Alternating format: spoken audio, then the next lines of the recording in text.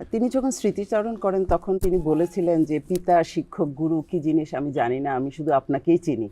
এবং তার বোন কামরুন্নেসা, তার ছিল বাংলা ভাষার প্রতি আগ্রহ, এবং তিনি যখন বাংলা শেখার প্রতি আগ্রহ দেখান তখন পরিবার তাকে কি করেছে যে বাংলা শিক্ষা গ্রহণ করা যাবে না, সুতরাং তাকে বিয়ে দিয়ে দেন। এবং বেগম রোকেয়ার প্রথম বর্ণ পরিচয়টা হয় কামরুন্নেসার কাছে, তার বড় বোনের কাছে। এবং তার যখন বিয়ে হয়ে যায় তখন তিনি শঙ্কিত ছিলেন যে তিনি না বাংলা ভুলে যান, কিন্তু সেটা সম্ভব হয়েছে। যেটা বলছি যে তার শিক্ষার দ্বিতীয় পর্যায়ে যদি বলি যে তার স্বামী সাখাওয়াত হোসেন এবং তার দ্বিতীয় পক্ষের স্ত্রী ছিলেন বেগম রোকেয়া, তো তার সান্নিধ্যে এসে তিনি লেখাপড়া যেমন চালিয়ে গেছেন এবং ইংরেজি শিক্ষায় অনেক বেশি পারদর্শী হয়েছিলেন। এবং একটা সময় এসে তিনি তার স্বামীর অফিসের কাজে ইংরেজির কাজগুলো তিনি করে দিতে পারতেন। এটা গেল তার শিক্ষাগত পর্যায়টা। কিন্তু বেগম রোকেয়া নারীদের জন্য যে বিষয়গুলি বা যে বিষয়টা দিয়ে অনুপ্রাণিত হয়েছেন সেটা হলো ইউরোপের নারী শিক্ষা এবং পুরুষদের সমপর্যায়ে চিন্তা করার বিষয়টা তিনি ওখান থেকে পেয়েছেন। এবং বেগম রোকেয়া শুধু শিক্ষা বলতে বা নারী শিক্ষা বলতে তিনি সুশিক্ষাকে বুঝিয়েছেন, এবং তিনি মনে করেছিলেন যে শিক্ষা শুধু বর্ণ পরিচয় নয় বা ডিগ্রি নয়, পুস্তক নয়, শিক্ষা হবে শারীরিক এবং মানসিক। নারীদের স্বাধীনতা, যে স্বাধীনভাবে চিন্তা করা, স্বাধীনভাবে নিজেকে প্রকাশ করা এবং তাদের যে আত্মসম্মান, আত্মসচেতনতা, এই বিষয়গুলির উপর তিনি বেশি জোর দিয়েছেন। এবং এই ক্ষেত্রে বেগম রোকেয়া অলংকার নিয়ে নিজস্ব একটা ব্যাখ্যা দাঁড় করিয়েছেন যে আসলে অলংকার হলো সৌন্দর্যের বর্ধন করেন, কিন্তু আমরা নারীরা বা সমাজ অলংকারকে দেখি কি পুরুষের চোখে একটা অবস্থান, তার কে কত অলংকার দিতে পারলো, কত অলংকার পড়তে পারলো, অথবা এটা একটা অর্থ সংক্রান্ত বিষয় হয়ে দাঁড়ায়। আর যে স্বাধীনতার কথা বলেছেন, সেই স্বাধীনতা যেমন মনের স্বাধীনতা, তেমনি তিনি অর্থনৈতিক স্বাধীনতার কথাটাও চিন্তা করেছেন। এবং তিনি বলেছেন যে দরকার হলে আমরা পুরুষের সমপর্যায়ে গিয়ে কাজ করতে পারবো। এবং যেটা অবরোধবাসিনীতে তিনি বলেছিলেন যে যেখানে পুরুষরা সৌরজগতে চলে গিয়েছে সেখানে নারীরা বসে কি করছে, বালিশের গছ ফিতা দিয়ে বালিশের কাভারের মাপ দিচ্ছে। তাহলে বেগম রোকেয়া 100 বছর আগে কতখানি প্রগতিশীল চিন্তার ধারক ছিলেন তিনি, যে তিনি সেই কথাটা বলেছেন যে নিজের জন্য, নিজের সৌন্দর্যের জন্য, নিজের ভালো লাগার জন্য আমরা কেন পড়ছি না, আমরা কেন শুধু পুরুষের চোখে ভালো লাগবো সেই দৃষ্টিকোণ থেকে পড়ছি, এই কথাটা বলেছেন। তারপরে শিক্ষার ক্ষেত্রে তিনি যেটা বলেছেন যে দরকার হলে আমরা পুরুষের পাশাপাশি যাওয়ার জন্য দরকার হলে আমরা লেডি কেরানি হব, লেডি ম্যাজিস্ট্রেট হব, লেডি জাজ হব, আমরা পিছিয়ে কেন থাকব।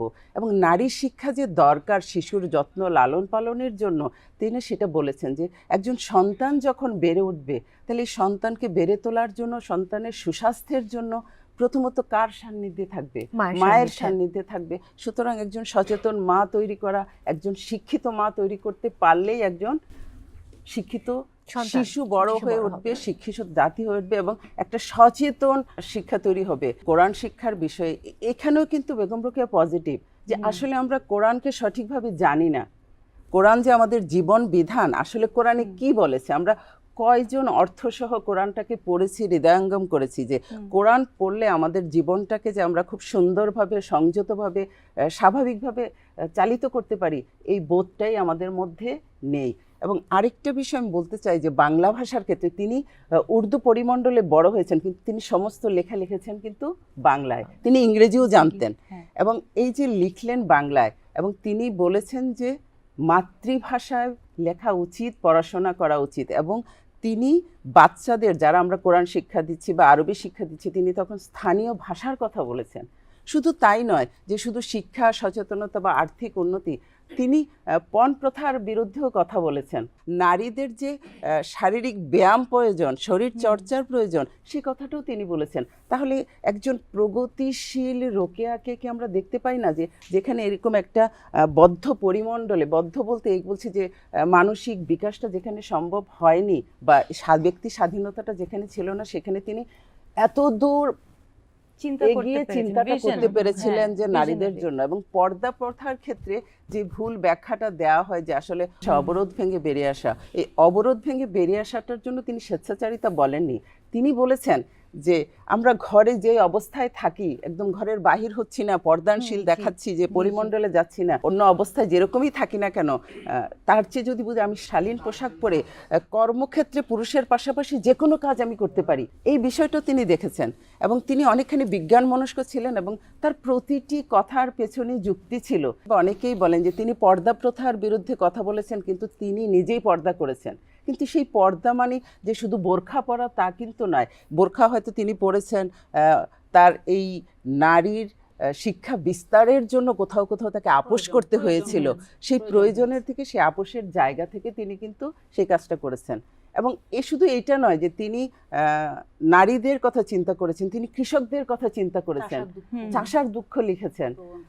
তারপরে তিনি আমাদের কুটির শিল্প নিয়ে চিন্তা করেছেন, তিনি রেশম শিল্প নিয়ে চিন্তা করেছেন, যে চরকা নিয়ে বলেছেন। তাহলে এইগুলি তাকে প্রভাবিত করেছে। এবং বেগম রোকেয়ার যেটা বড় বিশেষত্ব, যে তখনকার যে উল্লেখযোগ্য পত্রিকাগুলি ছিল, সাহিত্য পত্রিকা, বিশেষ করে নবনূর সম্ভবত প্রথম পত্রিকা যেটা মুসলমানদের দ্বারা সম্পাদিত, এবং ওই একটিমাত্র পত্রিকায় নারীদের লেখা ছাপা হতো। এবং সেখানে বেগম রোকেয়ার প্রায় 14টি রচনা প্রকাশিত হয়েছিল। এবং তিনি সওগাতে লিখেছেন, মাসিক নবনূরে লিখেছেন, মহিলা পত্রিকায় লিখেছেন। এরকম উল্লেখযোগ্য যতগুলি পত্রিকা আছে, প্রায় অধিকাংশ পত্রিকায় তার লেখালেখির বিষয়টা ছিল।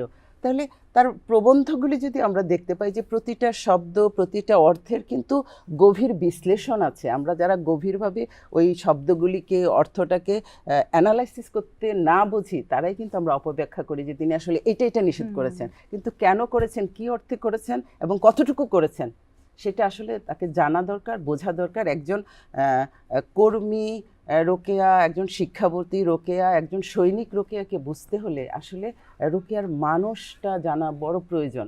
কারণ তিনি জীবনের শেষ মুহূর্ত পর্যন্ত শিক্ষা বিস্তারের জন্য চেষ্টা করে গেছেন, নারী মুক্তির জন্য চেষ্টা করে গেছেন। এবং নারী যাতে মুক্তি পায় মনের দিক থেকে, অর্থের দিক থেকে এবং কর্মের দিক থেকে, এই তাদের মেধা, মনন, চিন্তাটা যেন পুরুষের পাশাপাশি আমাদের সমাজে, পরিবারে, দেশে, সন্তানে এবং ভবিষ্যৎ পৃথিবীতে কাজে লাগতে পারে, সেই চিন্তাটা তিনি করেছেন।